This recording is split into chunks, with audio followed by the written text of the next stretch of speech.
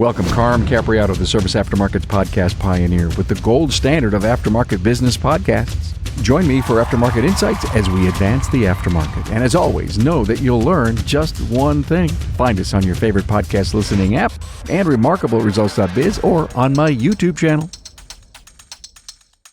Hey everybody, Carm Capriato, Remarkable Results Radio. Good to have you here. I'm in Toronto, but actually if you want to really a defined area. It's called Mississauga, just northwest of Toronto. Such a big city, Alan. We're here with the AARO conference. A lot going on here. Automotive Aftermarket Retailers of Ontario, AARO.ca. And we're going to do a bunch of episodes here. And I so appreciate them having us out. There's a lot of friends that I have here in the industry. And one of the things that Alan Beech is here from Beech Consulting.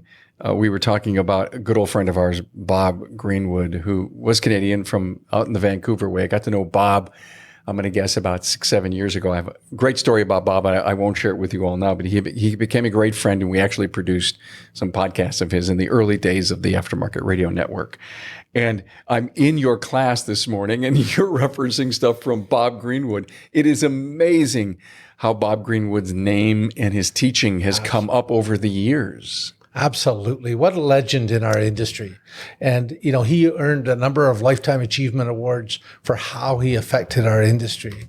And he helped so many people. Yeah. You brought me a guest. I did. Actually, a fan of the show, too. Dilraj Sekhon. Did I say that close? Yeah. Wow. I was struggling with saying that, Dilraj. Third generation in business at RNS Auto, mechanical auto body glass. Yep. Wow. Third generation. So everybody who's out there listening who's a son of a boss, an SOB. And I was once, by the way, so I'm with you. Yeah. When we had the family business, it was Grandpa, Dad, his brother, and me and my brother. And, you know, there was a long lineage there. And so I can so appreciate this. And before we turned on the mics, I was drilling down, trying to find out, Grandpa's still working, huh? Yeah. I mean, he's always going to be the boss. He comes by every day, just checks up on us, sees what we're doing. I guess he just wants to be involved. He wants to care. And in your heritage, nothing gets passed down until they leave this great earth, right? Yeah, it's usually like that. Wow. I mean, we're starting to learn different ways. I mean, Alan's starting to bring in our education side of things and starting to understand why. It's more than just passing it on to the next person. There's other things around it and why it should be done. Thank you so much for saying the word education. Yeah. Because I don't believe the word training should be used. I was in the hall. It was last night. I'm here doing the keynote on the rise of the mechanical and technology specialist, which has been my biggest passion of my entire life to get this language shift going in the industry. I want to change, besides the terms of the people who work inside of our business, not only internally, but in the customer's perception, there's all these other things like service rate versus labor rate and guide versus script and all that stuff. I was talking last night. I says, we should be saying education. I'm going for education. We are going to educate you. I'm going for a great training class, education class. It doesn't roll off our tongue. And I says, what I'd like you to do, Mr. Shop Owner, is to football just kind of come out. We had all these, summer camps. And I said, and so I'm going back and I throw a pretend football and I pretend I caught it and I go back and I throw the football again. I said, what am I doing? I know how to throw the ball, but I'm training myself. I'm doing muscle memory. When I go and learn a new class on a new diag process, it could be new to me. I'm not training. I'm educating. If I can only get through the mind of everyone that education is the word for the process of getting our people trained, then we need to get there because I think it elevates and it lifts your commitment to your people. And when your people are getting educated from you on processes and systems and how to be a great leader in sales and all the technologies going on in the vehicles today, they're out there with a commitment of you to educate. And when I think about a third generation, I heard you in class today talk about some great stuff. And I wrote down, I got to meet this guy, unbeknownst to me, Alan, that you were bringing him in the studio. I didn't know who you were I was sitting way in the back, Dilraj. And you said some really cool things about DVI. I mean, there's a lot going on in your company, but I'm very interested because a lot of people that listen, these are family businesses. And they want to know how to succeed. And you are in a struggle of that because you've got dad, you're sitting at the right hand of him, I'm sure, somehow. And then there's grandpa, who also has a taxi company. Ain't that cool? And you guys were a taxi garage before you become a full-blown to the public. But you cut your teeth on the hybrid taxis. What a great story this is. Fill us in. Over the years, my grandfather has always been somebody that's taken risks. He's worked hard and family has always supported him. The taxi business was something that was big to him. He opened a garage to service his own fleet. So he had a fleet of about 55 cars that he operated his own through that shop. And over the years, with things changing, it slowly got smaller and smaller. I grew up there. Like everybody in my family worked there. It was like their first job. They would start there at 16 or 15 and they would learn how to work on cars and then move on to do other things. Were they required to work in the shop? It depends on the generation. I wouldn't say they were required, but it was usually the first opportunity that everybody kind of went for. But the family business, there was always an unwritten rule. Yeah. You're gonna work in the family business some way, somehow. And you may not like it, but you're in. Yeah, basically. Yeah. Yeah. You have any other brothers? I have 2 younger brothers. Are they in the business? They are not. My dad actually did a pretty good job of giving us our own opportunities to do what we wanted. Nice. Yeah. So my brothers are both doing 2 different things. They're both younger. And myself, I just landed in the shop naturally. Like, yes, my dad needed my help while I was in high school and stuff, but I genuinely wanted to be there. I enjoyed being there for the family and working alongside my dad. I mean, as I got older, like when I was like 13, 14, every weekend, summer was spent there. As I got older, got into high school, maybe I didn't enjoy it as much, but I had, I guess you could say, like, came natural to me. Like I enjoyed working on cars. That's what I want to know. It came to me naturally. Yeah. Because you loved working on cars. What does that mean? I mean, you find yourself never wanting to do anything else but working on vehicles? I wouldn't say just working on vehicles. I think I had more of the business owner mentality in my mind. Nice. Like I always enjoyed solving problems and working on cars. But ever since I was in high school, I always wanted to be a business owner one day, or just, I always saw what my grandfather did building these businesses. And I'd always be like, you know what? I want to do something like this one day. I want to take what opportunity he's given us and take it to another level. Dilraj, are you a visionary or an integrator? Can I answer that for you? Yeah. As your coach? So to the listeners who maybe can't see this, Dilraj is a 26-year-old who's leading this company. He's leading his grandfather. He's leading his father. He never stops thinking about the business. He's always thinking about the ideas to improve and where this business is going. To answer your question, Carmen, he is a visionary. Yeah, I see that. You're a gift to your family, unbeknownst to them, maybe. And I'm not saying that in a negative way. I'm just saying that his talent, his gift, is to take this business to another level and do another 3 gens. Yeah, definitely. Like, I mean, there's so many reasons why I want to do this. And like, one, I enjoy doing it. Second, I want a better life for my family, especially for my dad. He sacrificed a lot to keep this business going. I just want to do right by everybody and also just show where I can take this. So Dilraj reached out to me and he said, Alan, I'd like you to come in as my coach, without his dad's buy-in. Wow. Okay. Oh, there's a story. And so when we arrived, tell a little bit about what it was, the labor rate, and maybe the presence of the office. Talk about the office. So our office inside was all wood paneling from the 80s, like the Maybe from the 70s. I know how dark that was. Yeah, it was like that until like 2020, basically. It was long overdue for It took renovation. COVID, huh? Yeah. Almost. And I mean, even the outside used to just be like a dull gray building that just fit in with the rest of the buildings on the block. Before I met Alan, I got me and my cousins together and we painted the outside of the building and it refreshed the place and did whatever we could do ourselves. My dad said, I'll pay for material. As long as you get it done, we'll do it. Then after meeting Alan, I kind of pushed towards renovating the inside of the office. So we made it more modern. Around that time, we were only at like $75 an hour. I pushed it up to $85 an hour right before we met Alan. And then Alan has now pushed us from 85 up to 145. in the past little bit. You get a cut of that, don't you? I sure do. Yeah. It's We were talking about that with my last guest. Wouldn't it be? I'm grateful for it. I got to say, like, I'm actually grateful for having somebody like Alan in our lives and guiding us and steering us the right way, because I say this all the time to everybody is you really don't know what you don't know. Until I met Alan and met all the other shop owners in the group, we were just like a lonely island, everybody says. Like, we were coming to work every single day, just trying to pay our bills. We had no idea what the rest of the industry was like or what anybody else was doing. It kind of felt like everybody was in a secretive way and nobody wants to share their secrets about how they run their business. Wait a minute. That's called secret sauce. Yeah. You can't share secret sauce with anybody. I think there's more than enough work for everybody. The NAPA Now event is a national ownership workshop for our valued AutoCare members centered around business building training from industry leaders. Now, it's not just about owning a shop.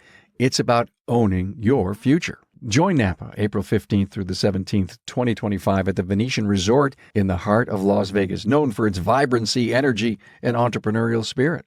At the event, ignite growth through business building masterclasses from leaders across multiple industries focused on expanding business opportunities. Now, masterclass topics include future-proofing your business, mastering emerging technologies for growth, leadership dynamics, inspiring, engaging, and driving success, shifting tides, understanding evolving consumer behaviors and your bottom line, and young leaders' lasting legacies, mastering succession planning for future growth.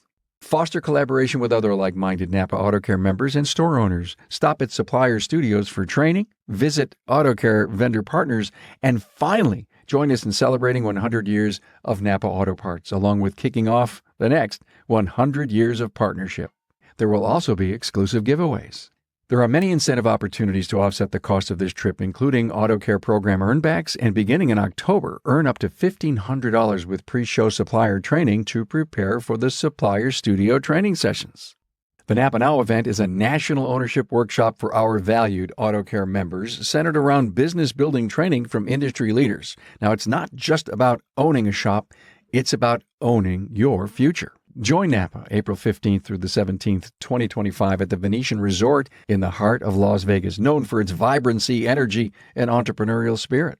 Get ready to grow, connect, and celebrate. This is an exclusive event limited to the first 2,000 AutoCare members. Packages are going fast. If you're interested in attending, contact your servicing NAPA store or NAPA salesperson. So, I don't know, I probably have done this 20 times in the last couple of years when I say I discovered secret sauce, what it really meant. I was at Apex, I think it was 5 years ago. It hit me from the skies. I'm in my studio, I'm interviewing, and all of a sudden, boom, what's the secret sauce? The secret sauce is I can't pay my bills. I haven't cashed all my paychecks. I can't find anybody good to work for us. Marketing, what's that? I'm afraid of it. Social media, I'm not even sure. And I don't want to share that with anyone. That's why I don't want to share my secret sauce, because I'm miserable and I'm failing. And it's the wrong way to approach it. I want to come and learn. Give me one cool thing. I mean, we started the podcast on listen to learn just one thing, right? And here it is. People don't want to share because they are afraid to share. They're embarrassed about sharing. And we've busted our hump on this podcast to tell stories so that individuals can grab it and do something with it and find an avenue of change, and to say, I got a networking group. I found myself a coach. I've come to meetings. I'm constantly learning. And I don't think you have to be a visionary like Dilraj, but if you start doing one specific neat new thing every week, every couple of weeks, once a month, and you do 12 new things to improve the business, but you do it with the team in tow. Yeah. Leader looks behind them. I got the train going, the northbound train. Now I'm gaining leadership confidence. The business is growing. People love to come to work. They never did before, but now they are. There's a million things to grow a great business. How's the culture in your place ever since you've gotten, inside? I would say it's pretty great. It's a very positive environment. Everybody uplifts each other. Everybody's very supportive of each other. I've tried to make it an environment where we're growing as a team. And if a problem does arise or somebody goofs up, that we work together to solve the problem and learn from it together. It's not about just beating somebody down because they made a mistake, because that can really kill an environment, right? We all work together. Definitely a caring environment of taking care of people. One of the things that I've seen in the number of years and going from 75 to 145 is the whole challenge around his community. When we first started this work at $75, it was primarily an ethnically based community that was dealing there. Price was very much an issue. That has been changed. He's turned over almost his complete clientele into a new loyal following. And what a challenge and what courage that takes to know what's best for your business and transform it. Do you want to speak to that, Dilraj? Yeah, definitely. For anybody listening to this that is scared or worried about that, like if you're as caring as all of us, I hope are, you just have to have faith in yourself to just make these changes, because I feel like at that time we were worried that we were going to lose all of our business. But I just told myself that we'll give the best service possible, because that was the one thing my grandfather always preached. Always give great customer service, always do the right thing, and just do right by people. And I just took that mentality and try to implement it and just try to differentiate ourselves from other people. I just needed to, like, people are willing to pay more. Just what are we offering that makes them comfortable to pay us more? Like, we need to step it up as an industry ourselves, right? I just took that mindset and ran with it. And in turn, it ended up creating a better work environment for myself, because I got to say, the only reason I wanted to change things was because of what my environment was like. Like, I was doing so many different things at once, like calling customers, shuttling people, working on cars while estimating, sometimes doing body work till the middle of the night. Some weekends or nights we were towing cars at night as well. So like, something needed to change here. And the only way it could change is if we could afford more. And the only way we could afford more is if we gave better service and charged for it correctly. And in turn, it's completely changed my life. Like, I'm grateful for it. It seems to me that your dad gave you the freedom to try stuff. Yeah, definitely. He was a big supporter of me. He wanted me to take any opportunity I could, any kind of training courses I wanted to go to. He never said no. He would push me to do things. And at the same time, he wanted you to explain before you would do it. 100%. Yeah. Like, I didn't So have he would say, why? Yeah. Yes. And you would have to have a really good answer. Yeah. And it sometimes took a week or two to get him convinced, but he would always come on board. An amazingly courageous man himself, out of where he came from in his life, and for him to step up and to trust his son. Did you meet together, or did you meet Dilraj independently in the beginning? The first meeting was independent. Yeah. Just with Dilraj? Yes. And then you somehow said, Dad, I'd like you to meet this coach/expert. Yeah. And he probably said, what the hell do we need him for? Basically, I think the first call we had was over Zoom. I think that was like, I guess, the start of the uncomfortable conversations. Like, bringing on DVIs wasn't a problem. He was all for it. He understood. As long as I put the work in to get it done, he was supportive of it. But bringing on a business coach, that's when we were like, do we want somebody involved in our business, looking at our numbers, or really just kind of telling us what to do and whatnot, right? It was a very uncharted territory for us. Because in your community, that wouldn't have happened. Yeah. It's not the most typical thing to do. Everybody usually just knows enough on their own and tries to figure it out on their own. Wow. DVI. So you were doing this little section on DVI this morning, and I was watching Raj, and he was just, and I had no idea that you were the guy I was going to interview this afternoon. So I'm in the back of the room watching. You were passionate. You're all in on DVI. I love DVIs. Like, every single car that comes to the shop gets a DVI, including our taxi fleet that we service through there. It's so much more than a report that you give to a customer. It adds protection for your business. It gives you something to refer back to if a client's coming back for deferred work, or you're looking at a previous inspection or something that a client came back for and said, hey, you guys never told me this was right or wrong before. You have everything documented in pictures. Even just protecting your technicians. I've had 3 instances where it's saved us, where a client has said, oh, that damage wasn't there before. And from our 4 corners photos, it showed that, hey, this damage was here before. I mean, overall, I'm a big fan of DVIs, and I think that's the way the industry needs to go. And if I may, he's a big fan of moving technology forward. Yeah, let's talk about that. I heard. this whole automated, the specialty EV, all that stuff. What are you doing? Tons of stuff. Okay, what are we talking about? EVs or about the shop process? Yes. I mean, EV side of thing, I'm still working on it. Like we're embracing EVs. Like with hybrids, we've always done like rebuilding hybrid batteries, doing transmissions on them, and just servicing them with our Camrys because we had a fleet of them. And I went to STX for a training on Teslas one day, and through the training, I just realized that this is a simplified hybrid vehicle. Like you take the ice out of it and it becomes extremely easier.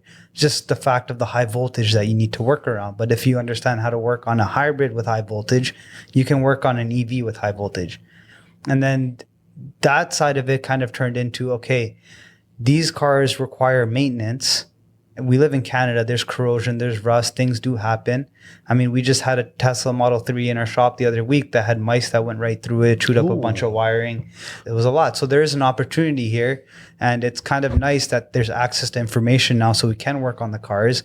However, the next level, I guess I want to get to is learning how to rebuild those battery packs or learning how to rebuild drive motors. Because for me, I had a client where they needed a drive motor, and I kind of wondered, like, it was a very expensive drive motor. And I was like, we don't get as many used ones here in Canada as accessible as it is in the States. So we need to learn how we can, I guess, rebuild these in the aftermarket or fix these in the aftermarket. And that's our opportunity as an aftermarket in the industry. Speaking of that, I can't help but think that the next generation of transmission shop will be a drive motor shop. Yeah. That we won't have transmission shops anymore. We'll have drive motor shops. There's a lot going on, and I don't think it's as complicated as people make it seem. And it might be easier than people think. It's something new, and we need to embrace it. Where'd you come up with glass?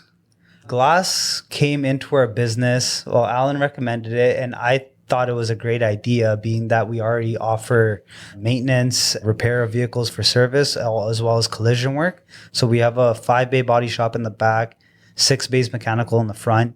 And then we decided to add glass into the business because that was the only missing component that we sublet out to other shops.